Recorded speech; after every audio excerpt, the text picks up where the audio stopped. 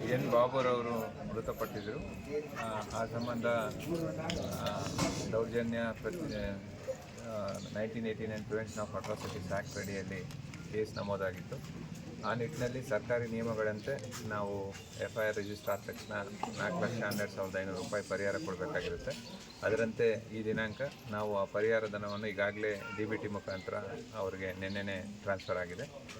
ಮಂಜೂರಾತಿ ಆದೇಶವನ್ನು ಶಿಲ್ಪಾರ್ ಅವರಿಗೆ ನಾವು ಕೊಟ್ಟಿದ್ದೀವಿ. ಮತ್ತು ಅದೇ ಥರ ಪೆನ್ಷನ್ ಕೊಡೋಕ್ಕೂ ಅವಕಾಶ ಇದೆ.